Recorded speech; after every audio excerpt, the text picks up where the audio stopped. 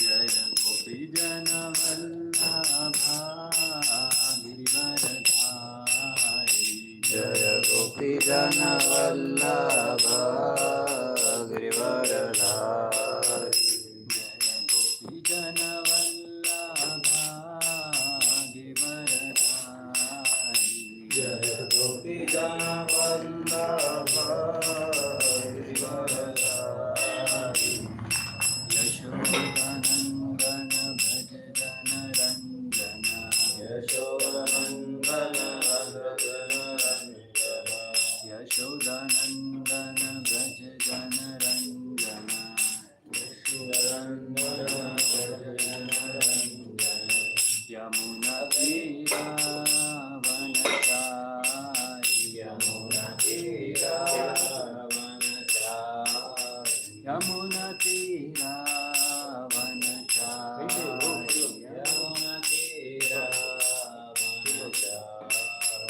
Jai Radha Madhav Kunj Bihari Jai Radha Madhav Kunj Bihari Hare Krishna Krishna Krishna Hare Hare Hare Ram Ram Ram Hare Hare Hare Krishna Krishna Krishna Hare Hare Hare Ram Ram Ram Hare Hare Hare Krishna Krishna Krishna Hare Hare Ram Ram Ram Hare Hare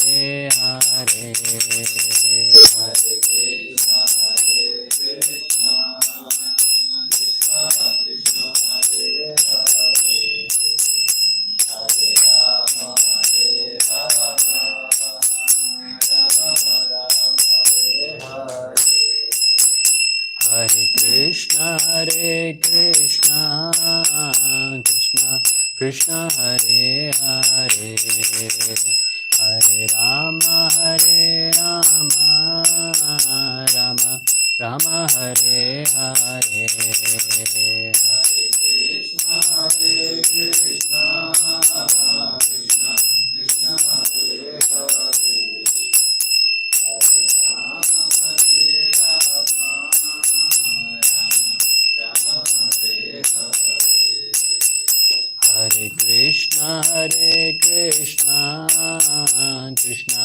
Krishna Hare Hare Hare Ram Ram Ram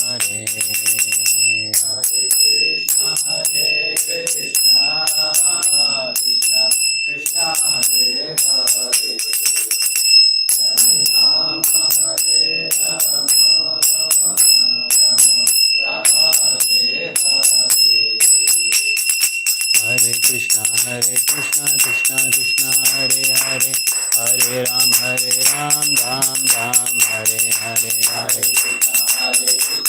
Krishna Hare Hare Hare Ram Ram Ram Hare Hare Hare Krishna Krishna Krishna Hare Hare Hare Ram Ram Ram Hare Hare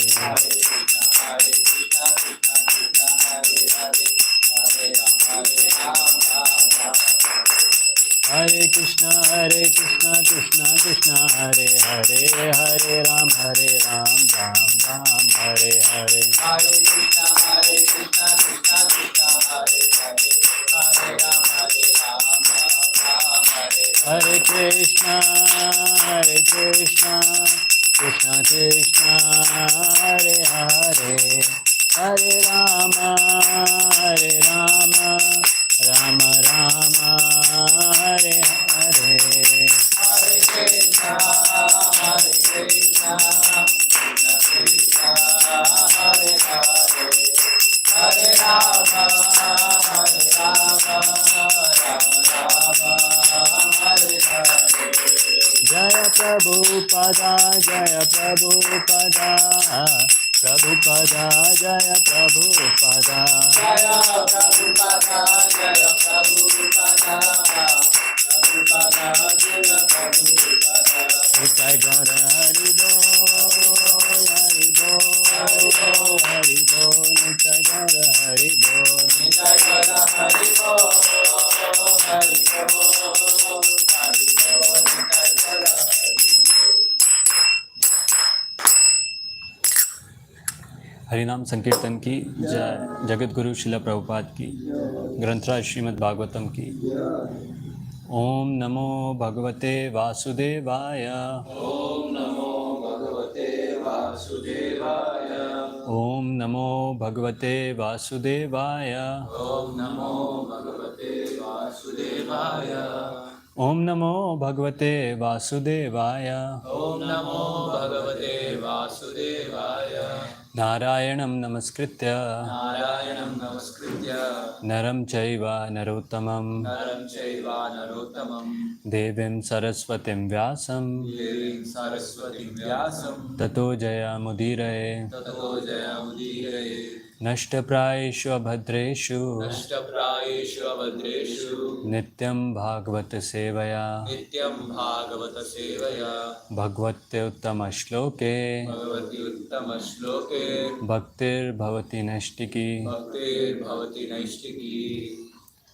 Hare Krishna. So we are reading from Canto 5, chapter 14, verse number 33, 34 and 35. So I'll just read the verse 33. Evam advani avarundhano mrityu gaja bhayat tamasi giri kandara praye. Word to word meanings. Evam, Evam, in this way. in this way, Advani, Advani, on the path of sense gratification. on the path of sense gratification, Avarundhanaha, Avarundhanaha, being confined. being confined, He forgets the real purpose of life. he forgets the real purpose of life. Mrityu gaja bhayat, Mrityu Gajabayat, out of the fear of the elephant of death. out of fear of the elephant of death. Tamasi, Tamasi, in the darkness. in the darkness. Giri kandara praye, Giri Kandara Praye, similar to the dark caves in the mountain. similar to the dark caves in the mountains. Translation and purport by His Divine Grace A.C. Bhaktivedanta Swami Maharaj Srila Prabhupada ki jai.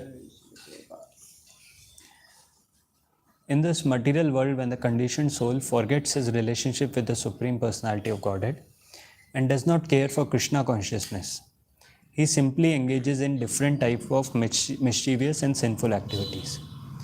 He is then subjected to the threefold miseries, and out of fear of the elephant of death, he falls into the darkness found in a mountain cave. Purport: everyone is afraid of death, and however strong a materialistic person may be, when there is disease and old age, one must certainly accept death's notice. The conditioned soul becomes very morose to receive notice of death. His fear is compared to the fear experienced upon entering a dark mountain cave, and death is compared to a great elephant. We'll read the next two purports as well. Translation: the conditioned soul suffers many miserable bodily conditions, such as being affected by severe cold and strong winds. He also suffers due to the activities of other living beings and due to natural disturbances. When he is unable to counteract them and has to remain in a miserable condition, he naturally becomes very morose because he wants to enjoy material facilities. Verse number 35. Sometimes conditioned souls exchange money, but in due course of time, enmity arises because of cheating.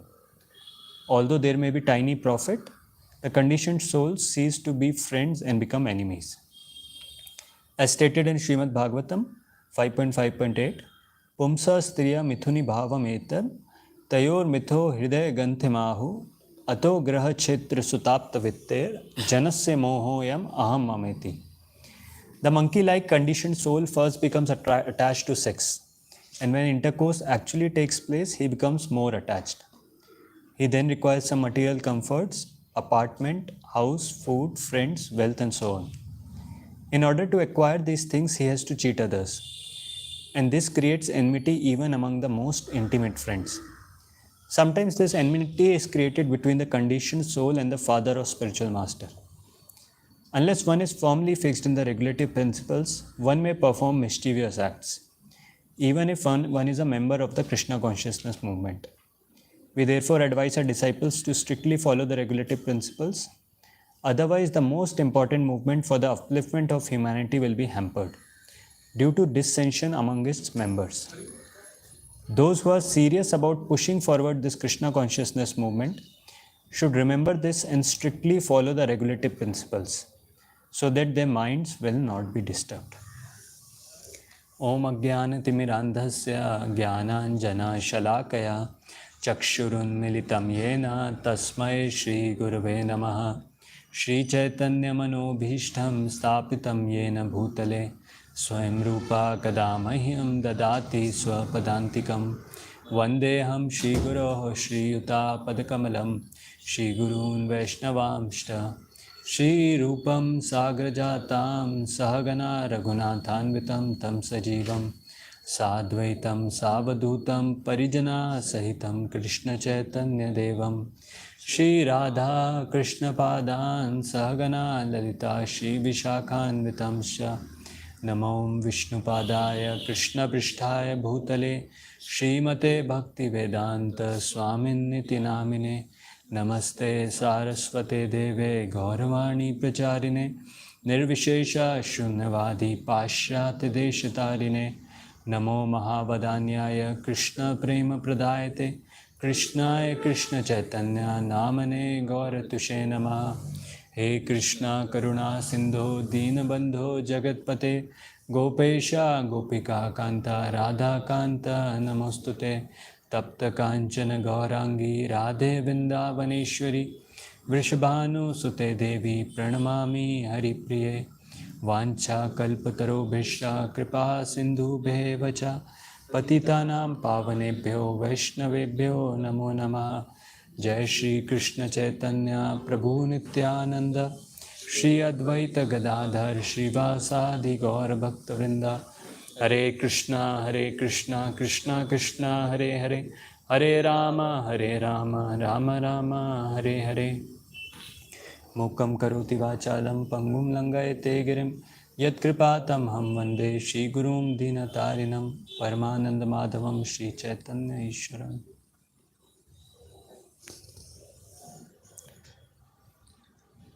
Hare Krishna.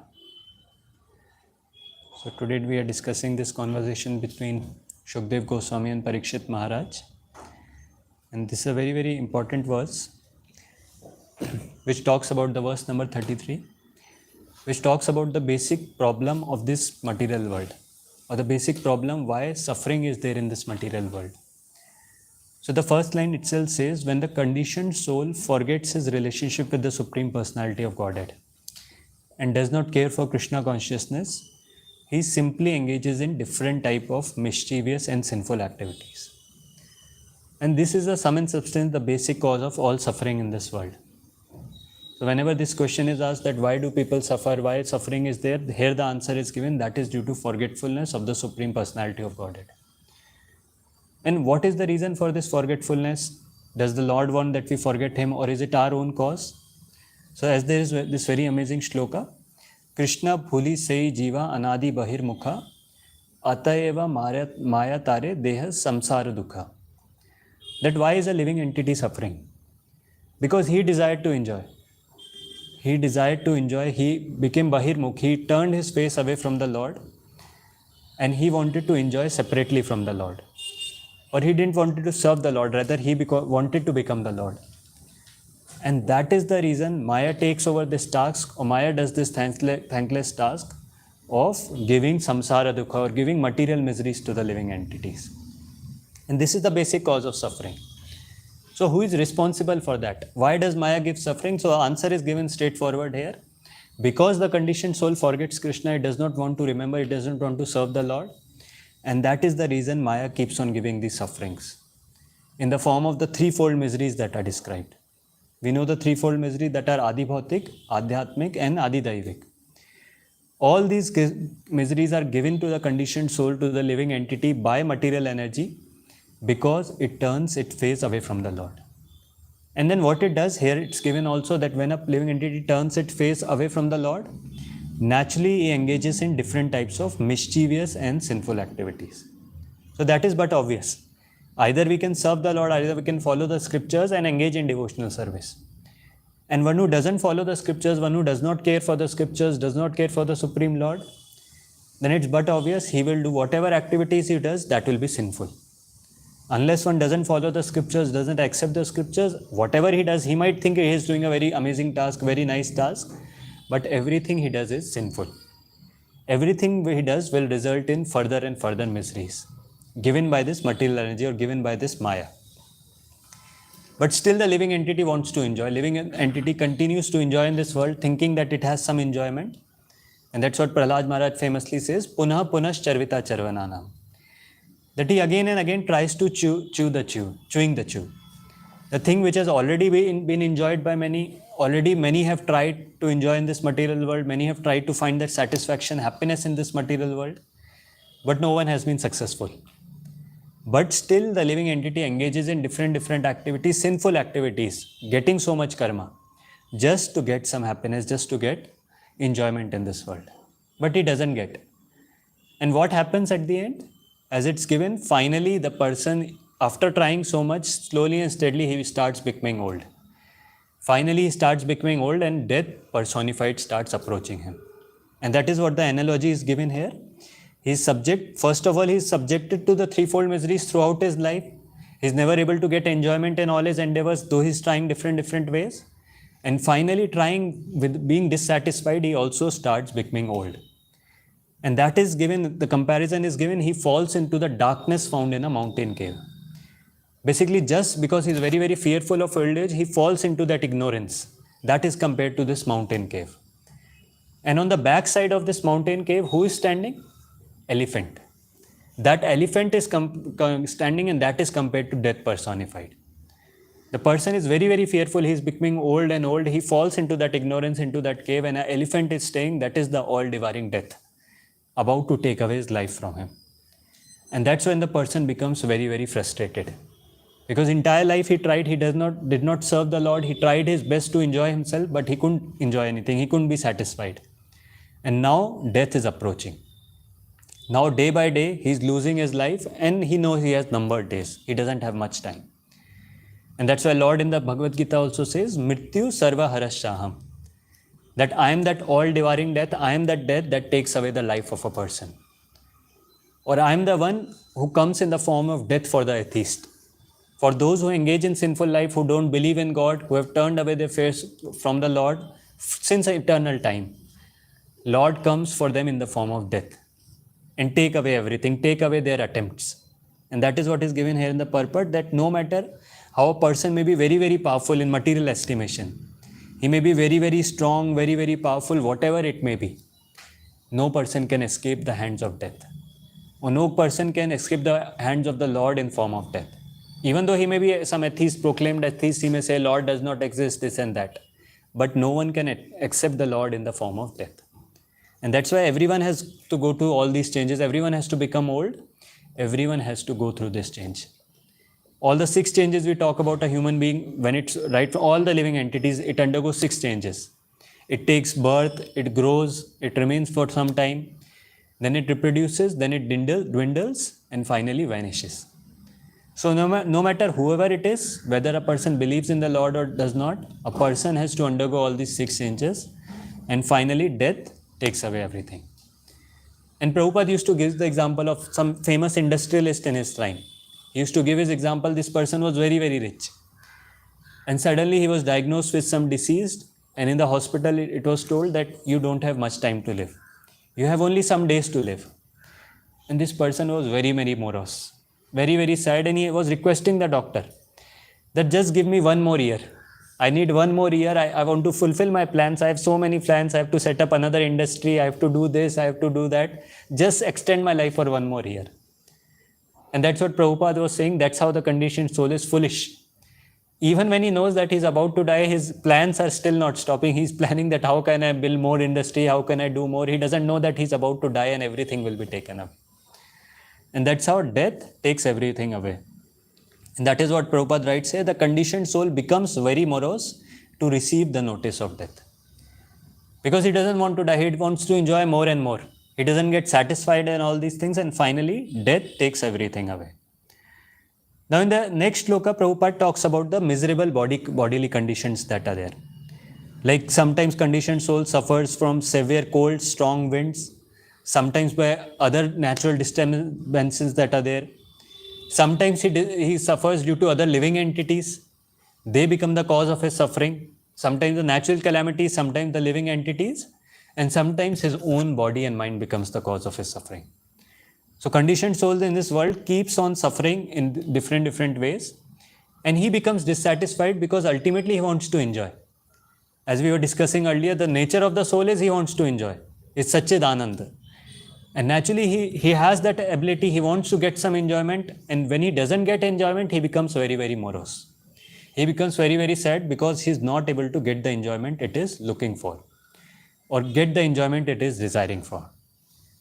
And now we'll come to the shloka, the 35th shloka which we are discussing, the shloka for today, which talks about how the conditioned soul. So we discussed in one of the previous shloka the analogy which Shukdev Goswami gives, comparing the conditioned soul to a monkey. How the monkey is very much attracted to sex, and it has dozens of eyes. And it keeps on jumping from one tree to another, always thinking about how I can enjoy more and more. And similarly, he speaks about this conditioned soul who is not Krishna conscious. He keeps on taking more and more bodies, again and again, he keeps on taking different bodies, just with that thought, how I can enjoy in this body, how I can enjoy more and more. And that is what it's given. So that is what Prabhupada writes in this purport. The monkey-like conditioned soul first becomes attached to sex, and then he becomes more and more attached to different material comforts. This is the shloka, Pumsa Striya Mithuni Bhavam Etam Tayor Mitho Hidaya Granthi Mahu. That first he becomes attached to the sex life, first he wants to have a partner, he wants to enjoy with him, and then with that he gets bound, or there is a bond that gets tied, Hidaya Granthim, or there is a knot in the heart which gets tight, or the person becomes entangled. And then what happens? He requires some material comforts like apartments, house, food, friends, wealth, and so on. And his attachment keeps on increasing. That is extended sense gratification. First, he became attached to the basic thing, which Prabhupada calls as the basic principle of material existence, that is sex life. And because of that, the attachment keeps on increasing. First wife, then family, then children, then the person wants a house, then he wants different facilities, and that's how it keeps on expanding more and more. And the person becomes completely illusioned. Illusioned in this tendency of I and my. Janasya mohayam aham mameti. That this is me, I am this body, and all these things belong to me. He becomes completely illusioned and he forgets the real purpose of life. So here what Prabhupada is talking, or here Shukdev Goswami is speaking about, that in order to maintain all this, now the person has got an extended family, he has got so many responsibilities, and in case he is not able to afford all these things, he is not able to maintain his family, then what he does is, he starts borrowing or taking money from others. Because he needs money for sense gratification, he needs money for sense gratification of all the family members. And if he cannot afford that, then he starts taking money from others. There are monetary transactions which starts happening between friends. And with time what happens is, in due course of time, enmity arises because of cheating. And that's what Prabhupada writes in the purport, that even among the most intimate friends, enmity arises because of improper monetary transactions. And this is the nature we have seen personally also many times. That how even close friends, when some monetary transaction takes place, when someone borrows some money from someone and doesn't return due to whatever reason, due to lack of capacity or whatever, then that same friendship, same close friends turn into biggest enemies. And in worst cases, they are even ready to kill each other just for getting that money, just for getting the money back. And this is what happens, that whenever money comes into picture, whenever people start borrowing money from each other just for maintaining these families, and then they are not able to return those things, then enmity arises among living entities. Then they become envious of each other, and then the same friends become enemies of each other, ready to kill each other. And that's why it's said that in this world, no one is anyone's best friend. Everyone, when people come together, they make best friend, that is just for sense gratification. How much I am able to enjoy because of the other person, how much the other person is able to enjoy because of me, till that time they are friends. And as soon as some dealings happen of money or any sort of dealings, and when there is some problem in the sense gratification of a person, the person forgets who is his friend, or who was, even forget about friend, even his family members. Even if some money dealings are there which are not proper, person is ready to take lives of even family members just for those money dealings. Especially we see in India so many land cases, properties, when families are fighting among each other. Relatives, brothers are fighting among each other just because of this monetary transactions. Now, of course, when we say that no one in this world is his enemy or friend, even for a spiritualist, something similar is said. Like Prahlad Maharaj, when he was being taught by Shanda and Amarka, when they were teaching him politics, they were teaching him different arts of politics. They were teaching that these are your friends, these are your enemies. Even he refused to accept that no one in this world is a friend or enemy. But his vision was different. He said that all of these living entities are parts and parcels of the Lord. And they are not, no one, we shouldn't differentiate like this, that this is our friend or this is our enemy. Ultimately, everyone is a part and parcel of the Lord, and everyone is meant to serve the Lord. And for a Mahabhagavat, the vision is Sama Sarveshu Bhuteshu. That all these living entities, they are all equal. He doesn't differentiate who is my friend and who is my enemy. So spiritualist also has a vision where he doesn't differentiate between who is a friend or who is an enemy. But materialist vision is different. Materialist vision is like that he sees, he might make friends for some time, but when there is some problem to his sense gratification, those same friends become his enemy. So actually no one is his friend in that sense, because he makes friends based on his own sense gratification. Whereas the great devotees, they don't consider anyone as friend and enemy. They look towards everyone with the same view, because they see the connection of the Lord with them. And that is the difference. That is the difference in nature between a materialist and spiritualist. So now Prabhupada writes a very important line in this. Sometimes this enmity is created between the conditioned soul and the father or spiritual master. And this is what he speaks about the nature of this material world. That even when it comes to conditioned soul and his own father, or even the spiritual master, sometimes enmity even arises between them. Because of some dealings, or because when there is a lack in the sense gratification, there is some problem in the sense gratification of the living entity. And that is what we see the nature of this material world, which is full of, as we say, enviousness. Everyone in this world is envious of another living entity, because everyone wants to enjoy. No one wants to see other person enjoying. Rather, everyone has a tendency to enjoy for himself. Whereas in the spiritual world, this one thing is missing, or this one thing is absent, and that is envy. And that is what happens. We see in many pastimes in the Bhagavatam. It's a nature of the demons, or it's nature of people who are against the Lord, to be envious of another. Even if they may proclaim to be friends with another, they may live with one another, but as soon as some problem happens, as soon as someone is growing more than them, they will become envious of them. But in the spiritual world, this is all missing. Like one of the pastimes we have of the churning of the milk ocean. So we know how the churning or the Samudra Manthan pastime that happened when the demigods were on one side, they were pulling the snake from the back side, and the demons were on the front side. They were also pulling the snake, or they were also rotating that snake. They were rotating the mountain basically, just to churn that milk ocean. Now in the entire pastime, if we analyze, so initially when they were churning, the first thing that came out from that ocean was poison, vish. And that time everyone was afraid. No one was ready to take that poison. No one knew what to do. And that time Lord who was there, he suggested you go to Lord Shiva, he can help you. And then the Prajapatis, the demigods, they approached Lord Shiva, they prayed to him. And Lord Shiva, as soon as they approached, he agreed to help them. And that is what Prabhupada glorifies, that is the nature of a great devotee. Para dukkha dukhi. As soon as he sees the living entity in suffering, as soon as he sees someone is suffering, he becomes very, very merciful. He tries to help that person.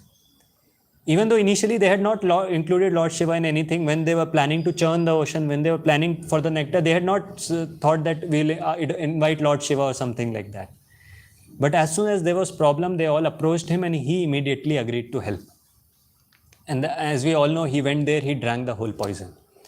And immediately after that, he left that place. Now, even after that, we see they continued on the churning. They continued on the churning of the milk ocean, and so many things came out. Surbhi cow came out, Ucheshrava, the horse, came out, many other ornaments came out, and all of them they distributed among themselves. Some the demons took, some the demigods took.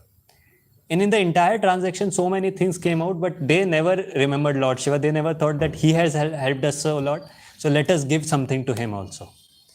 So everything was happening, so many things came out, and finally the nectar came out.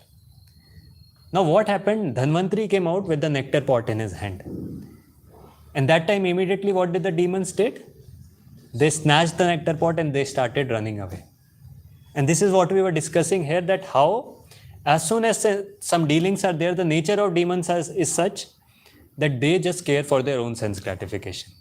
Even though both of them were involved in the churning of the milk ocean, Lord himself was there who helped in various ways. When it comes to that mountain, to bring that Mandar mountain there, to get the snake to rotate, to actually get that nectar, Lord helped them in various ways. The demons and demigods had a truce. They were helping each other just to get that nectar. But as soon as the nectar came out, the demons snatched the nectar and they started running away from there. As we discussed, this is the nature of the demons, always envious of others. They just want, or they just look forward to their own sense gratification. Now there is one interesting thing that happens here. So they take the nectar, they start running away from that place. But then even though the demons were working together, they were all calling themselves as friends and working together in partnership. But as soon as they got the nectar, they started fighting among each other. And that's where the shloka comes, aham purvam, natvam iti praho. So they started telling each other that I'll drink this nectar first, or I'll take this first, not you. And this is what we see the nature, this is what we were discussing in this verse as well. The same people who are working together in coordination, helping each other for the nectar, as soon as they got that pot of nectar, they started fighting among each other. They became envious of each other. No one was willing to give the nectar to another person. No demon, every demon was thinking that if this person starts drinking, he'll drink the entire thing. And I won't get anything. And that's how they continued fighting among each other, that no, I will drink first. Let me drink first and then you will take. And this is how we see the nature of demons, always envious amongst each other, or even among each other, they are not ready to give it to anything, and they don't have any kind of trust on each other. Because they know that this person, everyone there cares for his own sense gratification. No one is there who wants to help others. But on the contrary, we saw the nature of Lord Shiva, who just came there and helped them and never asked anything in return. He didn't ask that, give me a portion of nectar also. Now same thing we also see in the pastimes of Krishna also. The similar shloka comes in those pastimes also. So once we know what happened was, Krishna, one day he decided to go for a picnic. He decided to go for a picnic in the morning. He woke up early, and just like we go for picnic to some place. So they decided they'll go for picnic in a forest.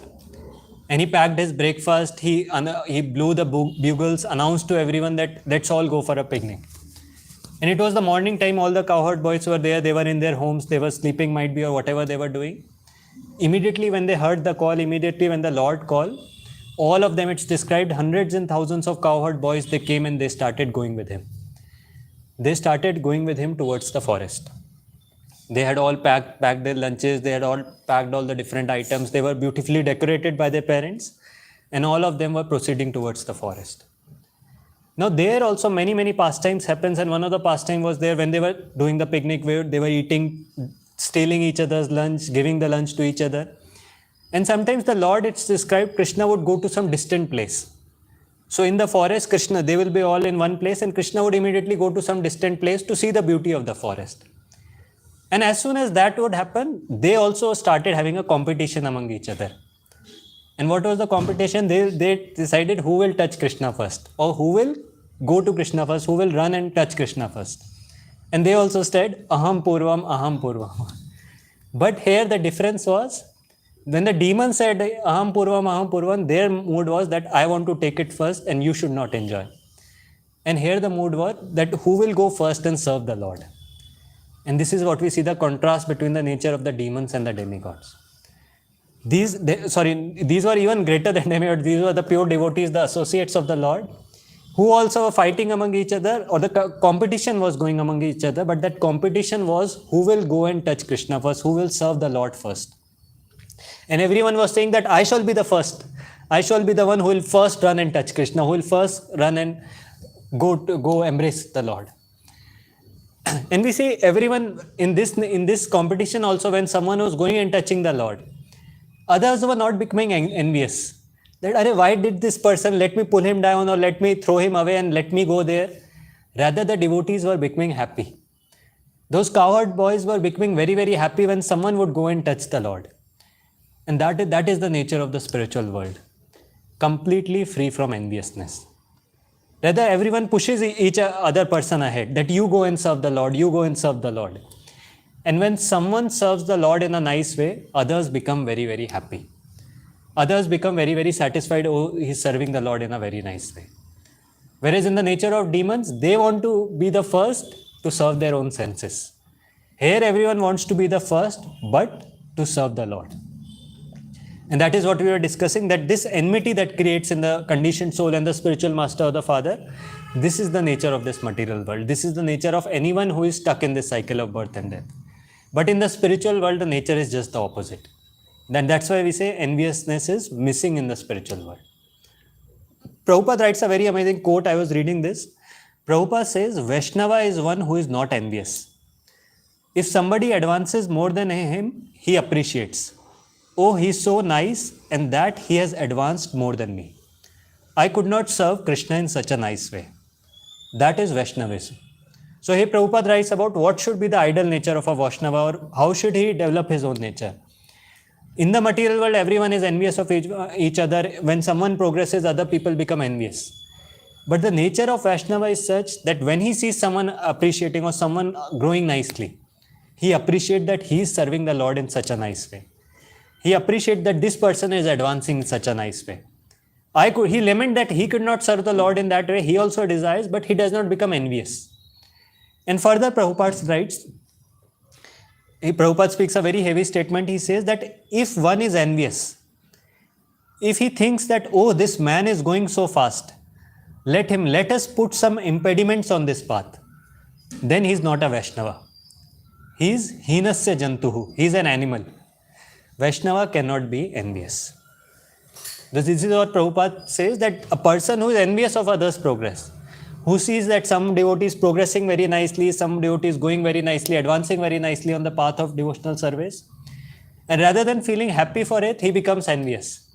Why is he progressing so nicely? Let me pull him down. Let me put some impediments on this path. Or let me purposefully do something to block his path. Such a person, Prabhupada says, he is not a Vaishnava, he is an animal. Prabhupada even doesn't say that he is a devotee or Kanishtadhikari or something. He says he is an animal, or he is not a Vaishnava. Because Vaishnava cannot be envious. And this, the same nature we find in the spiritual world. And many other examples we see, like one of the examples we see how the devotees are eager to serve the Lord. Forget about the devotees, even the trees and plants that are there in Vaikuntha. So this description of the Vaikuntha comes in the 3rd canto, where different plants are described that are present in the Vaikuntha. Very, very fragrant plants, fragrant blossoming plants that are there, flowers that are there. And many names were given, like lily plant, parijat plant, and many other plants which are not even found in the world, in this world. And it said all those flowers are very, very fragrant and they are present in the spiritual world. But as soon as Tulsi comes in between them, or as soon as Tulsi comes there, everyone has respect for Tulsi. Even though if we compare on a material level, Tulsi does not give any fragrance, or Tulsi is not, if we compare about the looks and all, Tulsi is not that beautiful, or Tulsi is not that materially fragrant if we consider in the material terms. But still, when all these beautiful plants, beautiful different flowers that are there, fruits that are there, as soon as Tulsi comes there, they become very, very respectful towards Tulsi, because they know that the Lord is very, very dear to Tulsi Maharani, or Tulsi Maharani is very, very dear to the Lord. A Lord always wears a garland of Tulsi, and that is why everyone becomes very, very respectful towards Tulsi. Another example of the animals that are given, the different birds that are there, cuckoos, chakravakas, beautiful hummingbirds, beautiful singing birds. All of them are singing nicely in Vaikuntha, but as soon as the humming bees come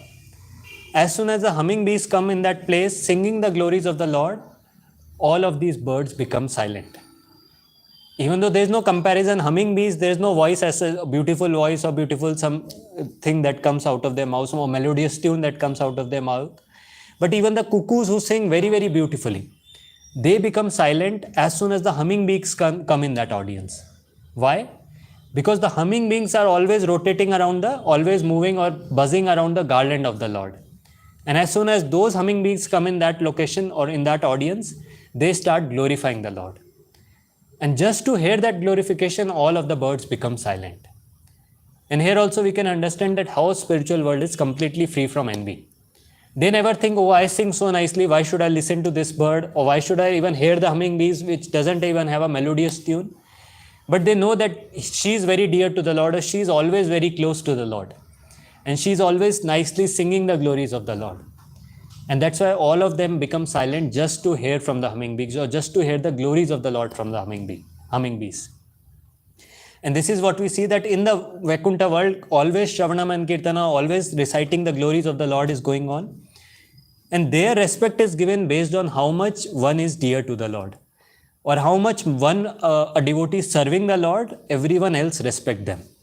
They don't see material qualifications of how much these trees are fragrant, or how much these animals or birds are singing nicely, but how much the bird or how much that flower is close or dear to the Lord. And everyone respects those things. And this is what we see, the special feature of the Vaikuntha Loka, or special feature of there. And Prabhupada explains that the nature in the material world is just the opposite. That here he writes that even an ass enjoys his own sound vibration. So in this material world, even donkey will be braying very, very loudly, or thinking, oh, it's singing so nicely, until the others come to beat him and shut him up. But in the Vaikuntha, it's just the opposite. Even the beautifully singing or humming birds will become quiet as soon as the humming bees come and start vibrating the glories of the Lord. So this is the point, this is the nature we see, that in this material world, there will always be enviousness, always be enmity. And here the point that is mentioned is, enmity is created even between the conditioned soul and the spiritual master. So even when someone practices devotional service, he accepts a spiritual master. But because that enviousness is still there, sometimes some instructions are given. And that also, if he is not able to talk, sometimes he becomes envious. Or sometimes even the conditioned soul becomes enemy of his own spiritual master. Not understanding or not thinking that the other person, the spiritual master, is such a great devotee of the Lord, so very dear to the Lord. Just because of his own sense gratification is being curtailed, or he is not able to enjoy nicely, or his ego is hurt, he becomes enemy of even the spiritual master. This is the nature that happens in this material world, full of envy. And now in the last, Prabhupada writes a very important point which we were discussing yesterday also. Unless one is firmly fixed in the regulative principles, one may perform mischievous acts, even if one is a member of the Krishna consciousness movement. So this is what we were discussing, so many examples even yesterday, that how if one is not fixed in the regulative principles, if one is not strict in following the rules and regulations principles, or whatever principles are there, even if one is a member of Krishna conscious society, even if one is practicing devotional service, there is a chance that he may slip or he may perform mischievous acts. And that's why it becomes very, very important to firmly and very strictly follow the regulative principles. And Prabhupada further says that we therefore advise our disciples to strictly follow the regulative principles. Otherwise, the most important movement for the upliftment of humanity will be hampered due to dissension among its members. And it's but natural. Prabhupada also knows when devotees stop following the regulative principles and they all come on the bodily platform, they start not avoiding, or they start breaking the regulative principles, naturally there will come dissension among the members. Why dissension will come? Because the nature of serving the Lord will go away. Everyone will become self-centered. That is the natural condition of everyone in this material world. Everyone is self-centered. Here we can serve the Lord nicely. But if someone doesn't strictly follow the regulative principles, with time naturally his mood of serving the Lord will go away and he will become very, very self-centered. And naturally there will be so many dissension and so many fights among the members, so many disagreements among the members. Because no one will care about serving the Lord, or no one will care about the mission. Everyone will become very, very self-centered or keen on his own position or his own value. And this we see what had happened, the same thing which Prabhupada often writes examples, give the example of the Gaudiya Math. That the same thing is what happened in the Gaudiya Math. Now, how Bhakti Siddhanta Saraswati Thakur, who was the spiritual master of Prabhupada, he had just one desire, that is printing more and more books. Even in the 1900s, he had established the first printing press in the Gaudiya Math, which was not readily available everywhere. Now printing press is common everywhere, we can find printing presses and all these things. But that time, by so much effort, he had installed that printing press in the Gaudiya Math just because he wanted to print more and more books. But then later, after his passing away, we all know how they started fighting each other. And the case went on for so long that they didn't have any money. And finally, to get the money to fight that case, they even sold that printing press. They even sold the printing press, which was the only desire of the spiritual master, that books, more and more books should be printed. But just because of disagreement among the members, disagreement among the different devotees, because they didn't follow the instructions or they didn't follow the principles that they should have followed. They didn't follow the instructions of their own spiritual master, and that's why disagreement arose. Everyone wanted position, everyone wanted to become the leader. And that's why the case continued for so long that they even forgot that what was the prime desire of the spiritual master. And they sold that printing press just for getting money to fight the case. And this is what Prabhupada writes here. He wrote the same thing, that upliftment of humanity will be hampered due to dissension among its members. And many times Prabhupada in his Leelamrit, this description comes, he was always trying how to preach, how to do these things, but he was seeing that how that was not happening. Because there was so much dissension among the members, so much disagreement among the different members of the Gaudiya Math, ultimately the entire purpose of helping others was not being sorted, because they were busy struggling in their own, struggling, fighting with their own. So much dissension was there, and the ultimate purpose of upliftment of humanity was not getting solved. And that's why Prabhupada, with time, he separated and he started trying on his own, because he realized that this way we cannot fulfill the instructions of the spiritual master. And this is the advice he gives for us also, that we therefore advise our disciples to strictly follow the regulative principles. And finally he says, though Krishna consciousness movement should remember this and strictly follow the regulative principles so that their minds will not be disturbed. So 3 lines he's mentioning the same point again and again, strictly follow the regulative principles, strictly follow the regulative principles. If someone seriously wants to push forward the Krishna consciousness movement, for the pleasure of the Lord, for the pleasure of Guru, if someone really wants to push forward, help others, then he has to strictly follow the regulative principles. Because he writes here that if he doesn't follow the regulative principles, then the mind will get disturbed. Mind will get agitated towards sense gratification. And then, as we all had discussed so many things, that how the person will get involved in something abominable, or break some regulatory principle and finally go out of devotional service. And then obviously he'll be disrupted, or he'll be deviated from the path of devotional service. So that is very, very important to understand. The final point that Prabhupada mentions here, that why should we follow these regulative principles? Why it is so important?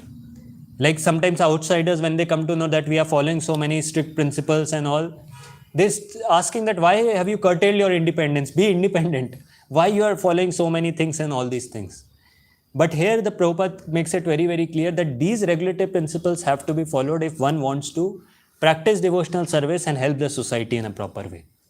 If they are not regulative principles to curtail the independence of a person, but they are actually the regulative principles of freedom. Because if one follows them strictly, only then he will be able to practice in his own life nicely and also spread this movement or push forward the Krishna consciousness movement. As Prabhupada multiple times says, purity is the force. That if one maintains purity, then only he can help others. Otherwise, as we know, so many examples due to dissension among the members, not just in our society, but in many other societies also we have seen how the entire society collapses because of dissension among the members. And that's why Prabhupada said that more danger to ISKCON is not due to outsiders. It's not outsiders which will cause any problem to ISKCON. The most danger to ISKCON is insiders, or people who are within ISKCON but they don't follow the regulative principles, or they are not strict in their practice of devotional service. They are the ones who are more dangerous for the mission. Because if a person doesn't follow the regulative principles, naturally his mind becomes agitated, mind becomes disturbed. And when the mind is disturbed, then the person deviates he starts committing offenses against others, and he completely deviates from the path of serving the Lord. And he just starts thinking in his own terms that how I can please my own senses. So here we understand the multiple points we discussed in this class. One is the basic cause why conditioned souls suffer in this world. That is forgetfulness of the Lord. And that is the reason he gets so many miseries. And that was his own desire. It was not that the Lord or the Maya makes him suffer. It was his own desire to suffer, to enjoy separately from the Lord. And so Maya gives him the threefold miseries. And then after that we discussed about the nature that is in the world, the nature of enviousness that is in this material world. How this shloka mentioned that every monetary transaction that happens, and the friends who are so close to each other become enemies of each other, become envious of each other. But the same enviousness is absent in the spiritual world. Spiritual world is one which is completely free from envy.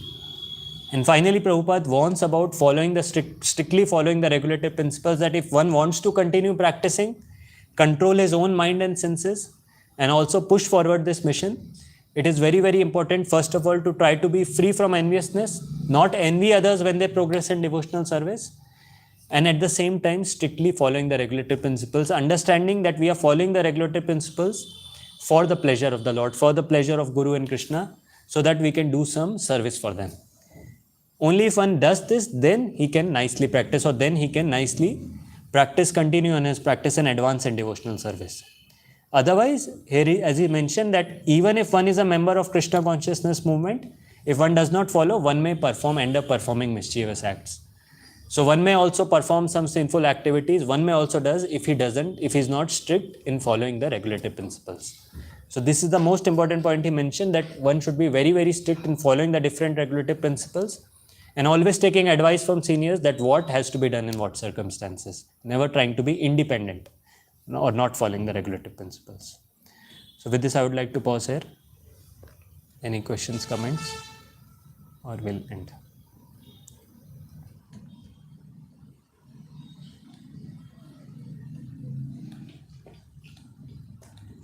Thank you for the nice class.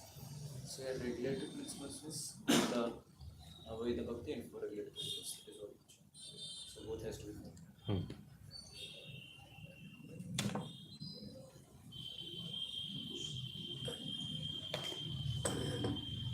Thank you for the nice class.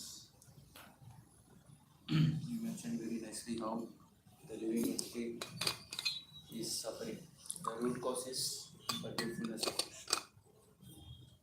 And when he forgets Krishna, he starts trying to enjoy his own senses.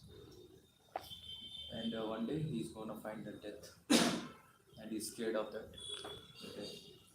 And very nicely I mentioned how the friends also become enemies in this material world. So here the example of Samudra Manthan. And how it is completely different in the spiritual world. And all the cowherd boys are going, trying to catch Krishna serving very nicely. So there is no question of enviousness in the spiritual world. So to enter the spiritual world, first enviousness should be removed out. So very nicely mentioned. And finally, we mentioned that purity is the force. So one has to follow strictly the regulative principles, or else one gets the self-centered, that self-gratification mentality, and he wants to be the master, not to the servant. So therefore, the disaster happens, and like the moment also collapses. One should come out of this to is, so one should be following the regulative principles. Thank you. Nice point you told, that takes everything away, but still people plan knowingly that they are going to die. And told that the devotee have this competition mood, but not like this. They want to serve Krishna. And I was thinking that in Krishna Janmashtami everyone have their target to fulfill, but we are not envious of others. So we are just trying to serve Krishna, and if someone is going more, so we are glorifying in this way. And we should be very strictly follow the regulatory principles, because there are always a chance to fall down, and in under the guidance of superiors, and never try to be independent. And you told nice point that because of the envious, in this material people get suffer. And I was happy. One example strike in my mind. One person, a materialistic person, he was very popular, and he was very rich. So he arranged a very big party in his home, and he got a new villa and all. So his friends he called out, and his friends came, and after lunch he brought everyone and showed everything. This I have this much, I have this much. So everyone become envious and shoot him there also. The person died like this is the material that I was. Hare Krishna. Thank you very much for the nice thoughts, Prabhu. So you actually compared this seemingly similar version of materialist and spiritualist in terms of that no one has friends and enemies. So materialist person, out of for his and gratification tendencies, he creates friends, and then when he gets cheated or due to monetary transaction, enmity comes, then he realizes that and truly he doesn't have friend. And spiritualist also has similar vision that he has no friends or enemies, but his vision is like everyone is equal, like Pandita Samdarshana. Everyone is part and parcel of the world.